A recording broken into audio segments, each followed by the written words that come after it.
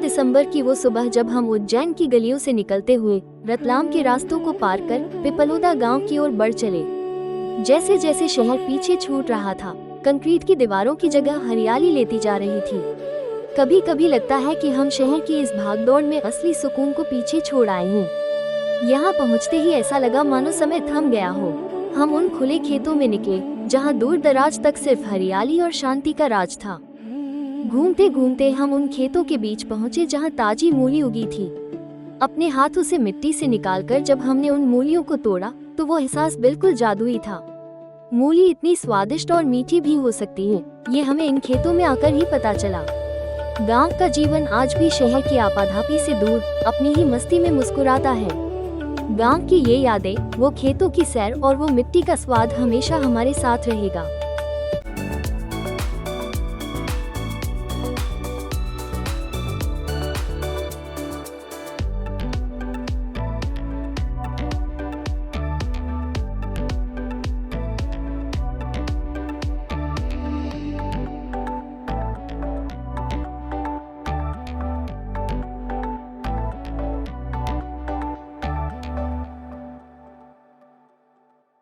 उज्जैन के हृदय में विराजे देवाधिदेव महादेव भगवान महाकालेश्वर 12 ज्योतिर्लिंगों में एकमात्र दक्षिणमुखी होने के कारण इनका तांत्रिक महत्व अद्वितीय है। यहाँ की विश्व प्रसिद्ध भस्म आरती और स्वयंभू शिवलिंग के दर्शन मात्र से काल का भय मिट जाता है और मोक्ष की प्राप्ति होती है। शक्ति पीठों में अत्यंत प्रभावशाली मां गढ़कालिका का यह मंदिर महाकवि कालिदास की आराध्य स्थली है। मान्यता है कि इन्हीं की कृपा से उन्हें विद्वत्ता प्राप्त हुई थी। यह वह पावन भूमि है जहां द्वापर युग में स्वयं भगवान श्री कृष्ण, बलराम और सुदामा ने महर्षि सांदीपनि से 64 कलाओं और 14 विद्याओं की शिक्षा ग्रहण की थी। आश्रम के भीतर आज भी वह सर्वेश्वर महादेव शिवलिंग विद्यमान है जिसकी पूजा स्वयं श्री कृष्ण करते थे। यहाँ का अंकपात क्षेत्र और प्राचीन शिलालेख हमें उस महान गुरु शिष्य परंपरा की याद दिलाते हैं जिसने संसार को योगेश्वर कृष्ण जैसा व्यक्तित्व दिया। आज भी यहाँ की मिट्टी में उस प्राचीन गुरुकुल की महक और ज्ञान की ऊर्जा महसूस की जा सकती है। यह स्थान केवल एक आश्रम नहीं बल्कि भारतीय संस्कृति और अटूट मित्रता का जीवंत प्रमाण है। शिक्षा और संस्कार की खोज में यहाँ आना हर श्रद्धालु के लिए सौभाग्य की बात है। पुराणों के अनुसार मंगलनाथ को मंगल ग्रह की जन्मभूमि माना जाता है। कर्क रेखा पर स्थित होने के कारण इस स्थान का अत्यधिक भौगोलिक और आध्यात्मिक महत्व है। यहाँ होने वाली भात पूजा विशेष फलदायी मानी जाती है।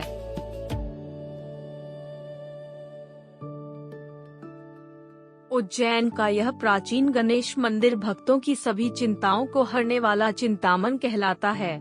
यहाँ गर्भगृह में 3 प्रतिमाएं स्थापित हैं, चिंतामन, इच्छामन और सिद्धि विनायक। ऐसी मान्यता है कि इस मंदिर की स्थापना स्वयं भगवान श्री राम ने वनवास काल के दौरान की थी। यहाँ गणपति के दर्शन करने से मन को अपार शांति मिलती है और कार्य निर्विघ्न पूरे होते हैं। भक्त अपनी मन्नत पूरी होने पर यहाँ उल्टा स्वास्तिक बनाकर गणेश जी का आशीर्वाद लेते हैं।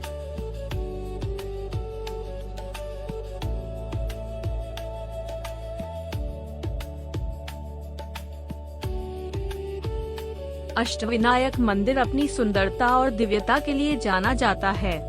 यहाँ एक ही स्थान पर गणेश जी के 8 अलग अलग स्वरूपों के दर्शन प्राप्त होते हैं जो बुद्धि, समृद्धि और सौभाग्य का प्रतीक हैं। मंदिर की वास्तुकला और यहाँ की शांति मन को मोह लेती है।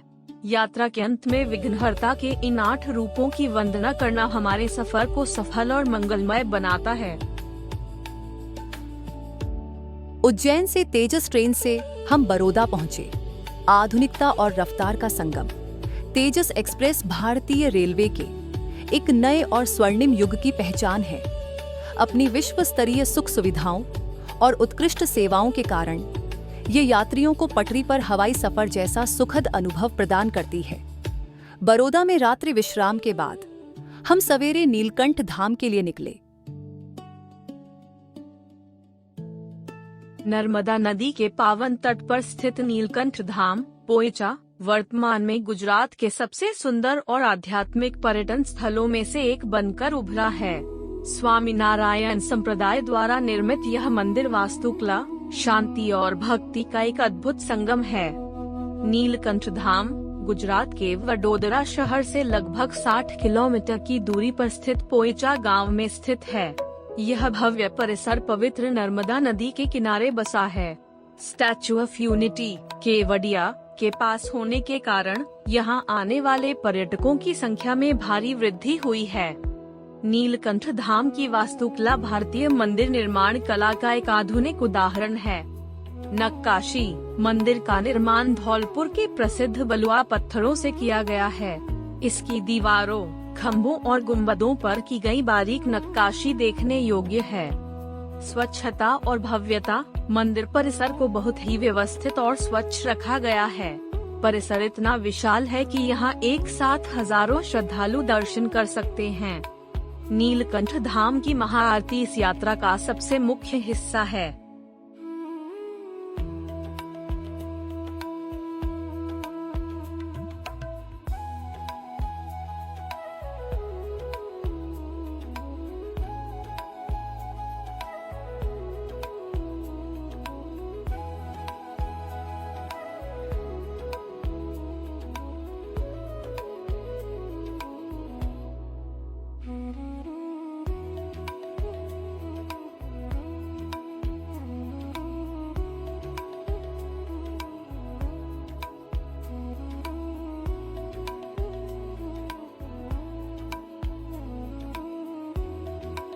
इसके अलावा श्रद्धालु यहाँ भगवान नीलकंठ वर्णी का जलाभिषेक भी कर सकते हैं, जिसे अत्यंत शुभ माना जाता है।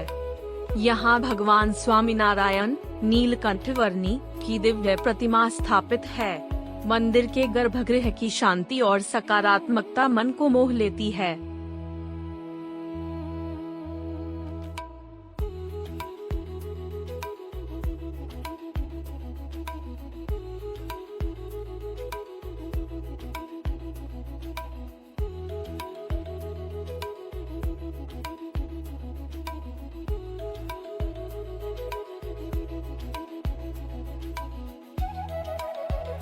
नीलकंठ धाम में दर्शन करने और कुछ समय बिताने के बाद हमने स्टैचू ऑफ यूनिटी केवडिया के लिए प्रस्थान किया, जो नीलकंठ धाम से करीब 40 किलोमीटर की दूरी पर है।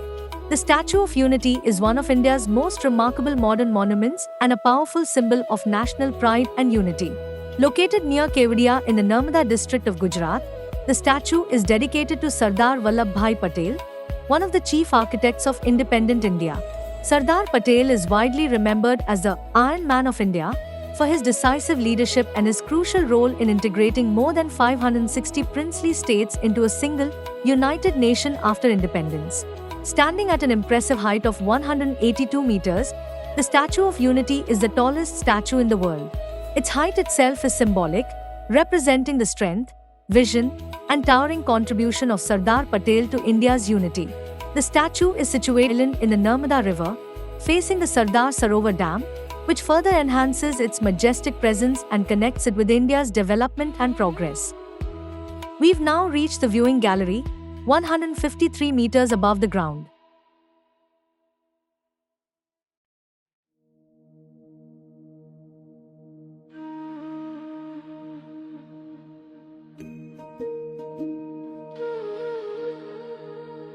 From here, the Satpura and Vindhya ranges look like waves in the distance, and the Sardar Sarovar Dam appears like a silver ribbon below.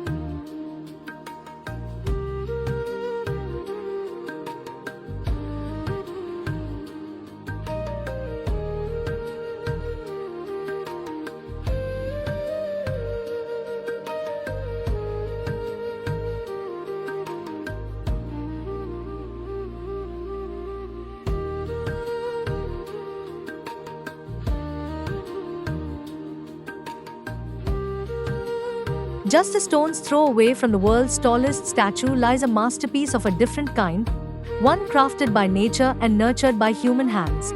Welcome to the Valley of Flowers. Spanning across 17 kilometers along the banks of the Narmada River, this isn't just a garden. It is a vibrant, breathing carpet of colors that celebrates the biodiversity of India. What began as a barren patch of land in 2013 has been transformed into a floral wonderland. Today, it hosts over 2.2 million plants and more than 300 species of flowers, shrubs, and bamboo. Beyond the rustle of the leaves, you'll hear the symphony of honeybees and the chirping of over 100 species of birds and butterflies that have made this sanctuary their home. As the sun sets, the statue transforms into a canvas for a world-class laser light and sound show, narrating the history of how 562 princely states were woven into one single thread. More than a tourist spot, it's a reminder of what grit and statesmanship can achieve.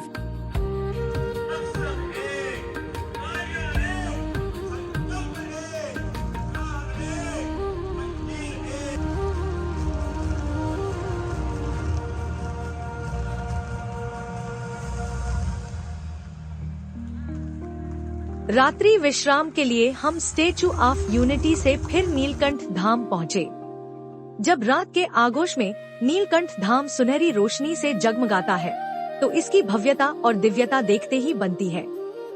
रात के समय जब मंदिर परिसर कृत्रिम दीपों और आधुनिक लाइटिंग से नहा उठता है, तो इसकी वास्तुकला का हर कोना उभर कर सामने आता है, जो देखने वाले को मंत्रमुग्ध कर देता है।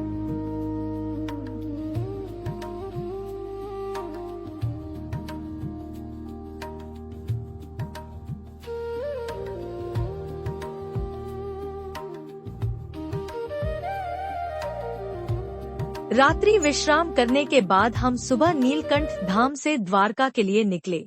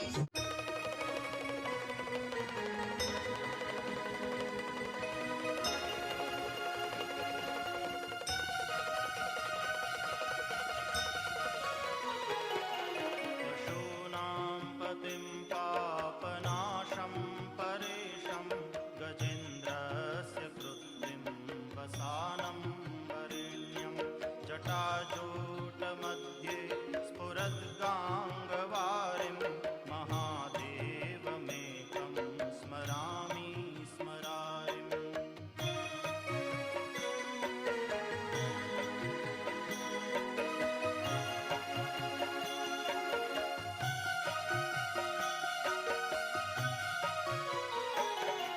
महेशं सुरेशं सुरारार्तिनाशं विभुं विश्वनाथं विभूत्यङ्गभूषं विरूपाक्षमिन्द्वर्कवहनी त्रिनेत्रं सदानन्दमीरे प्रभुं पञ्चवक्त्रम्।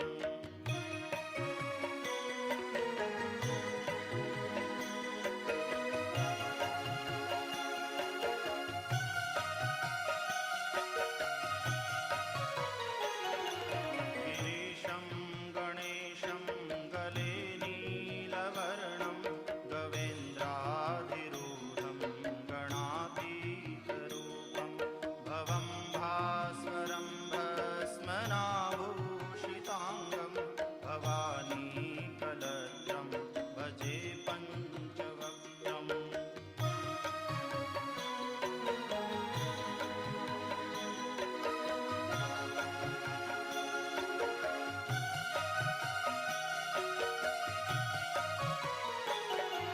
शिवाकान्त शम्भो शशाङ्कार्धमौले महेशान शूलिन् जटाजूटधारिन् त्वमेको जगद्व्यापको विश्वरूप प्रसीद प्रसीद प्रभो पूर्णरूप।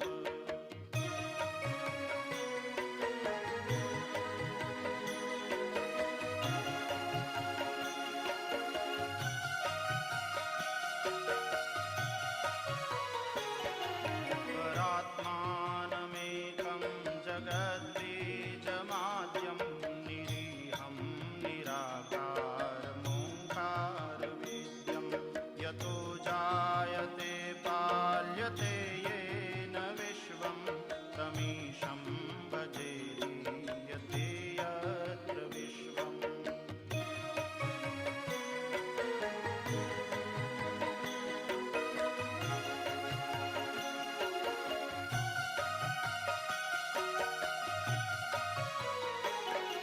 न भूमिर्न चापो न वह्निर्न वायुर्न चाकाशमास्ते न तन्द्रा न निद्रा न ग्रीष्मो न शीतं न देशो न वेशो न यस्यास्ति मूर्तिस्त्रिमूर्तिं तमीरे। श्री सोमनाथ दर्शन के बाद रात में हमने त्रिवेणी संगम और भलका तीरथ के दर्शन किए।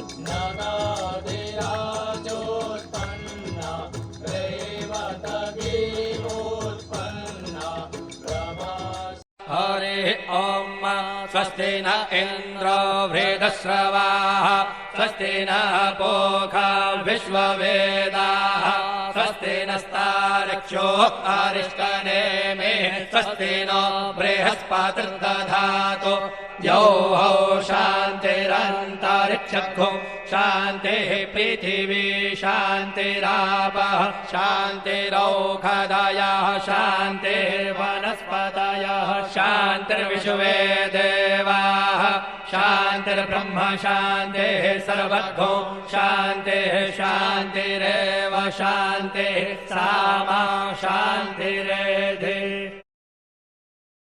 भालका तीर्थ अत्यंत पवित्र और ऐतिहासिक स्थान है, जहां भगवान श्री कृष्ण ने अपनी लीला का समापन कर पृथ्वी से वैकुंठ गमन किया था। इसी पीपल के वृक्ष के नीचे विश्राम करते समय जरा नामक शिकारी का तीर उनके चरण में लगा था। यह प्राचीन पीपल का वृक्ष आज भी उस ऐतिहासिक घटना का साक्षी माना जाता है।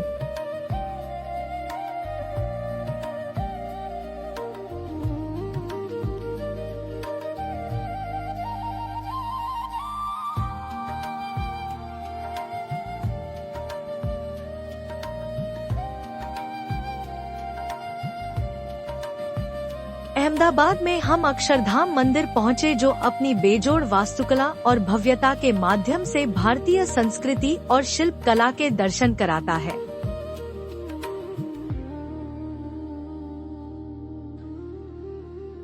साबरमती नदी के तट पर बना रिवरफ्रंट अहमदाबाद शहर को एक वैश्विक पहचान दिलाता है। यहीं स्थित धनुषाकार अटल सेतु अपनी आकर्षक वास्तुकला के कारण पर्यटकों के आकर्षण का मुख्य केंद्र बन गया है। यहाँ की ताज़ी हवा और पैदल चलते हुए रिवरफ्रंट का दृश्य हर किसी को शांति और प्रसन्नता का एहसास कराता है।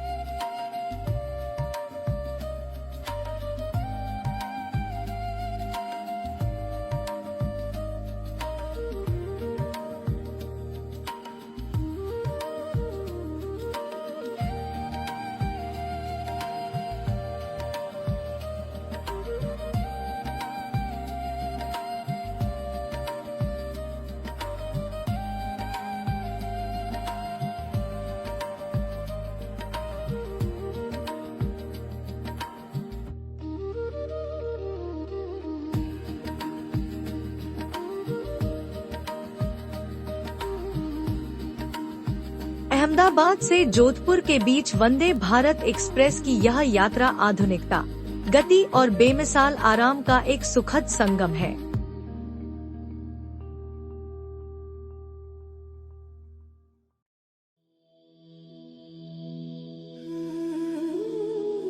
ट्रेन की विश्वस्तरीय सुख सुविधाओं और शांत वातावरण के बीच राजस्थान की सुनहरी रेत और गुजरात के बदलते परिदृश्यों को निहारना एक जादुई अनुभव था। इसकी उत्कृष्ट सेवा और तेज रफ्तार ने न केवल समय बचाया, बल्कि सफर की थकान को भी पूरी तरह मिटा दिया। जब हम ब्लू सिटी जोधपुर पहुँचे, तो मन उत्साह और एक शानदार रेल यात्रा की मीठी यादों से सराबोर था।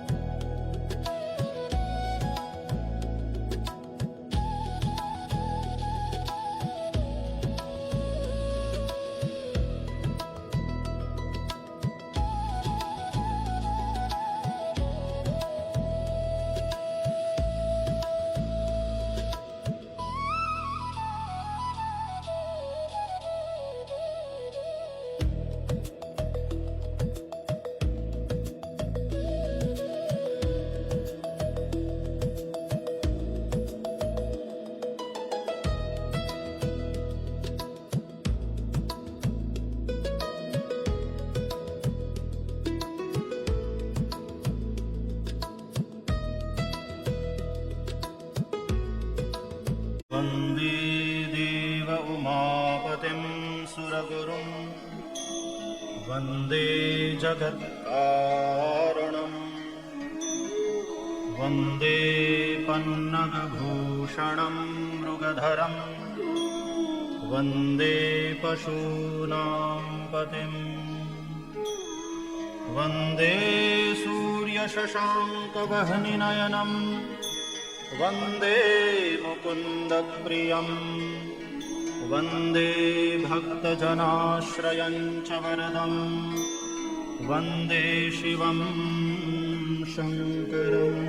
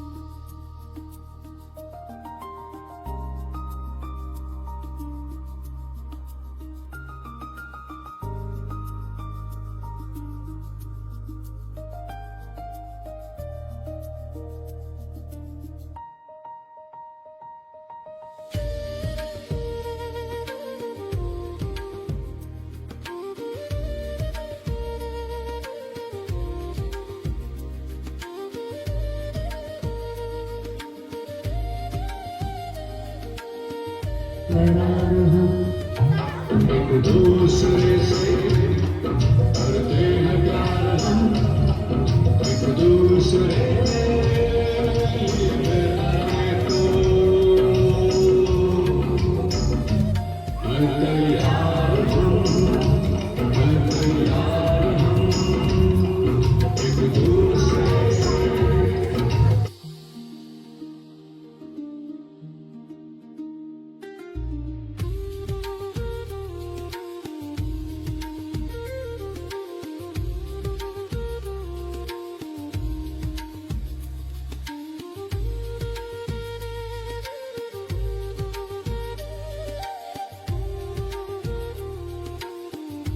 लुक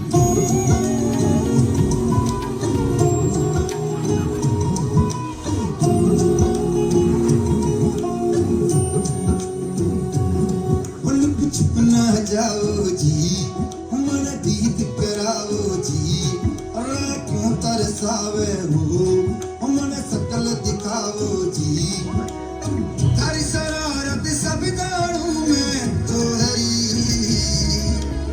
हर सले मन भंगा दी में कान लगे है, मैं गुड़ में जागी रोकड़ी है, अंता में भारी चांदनी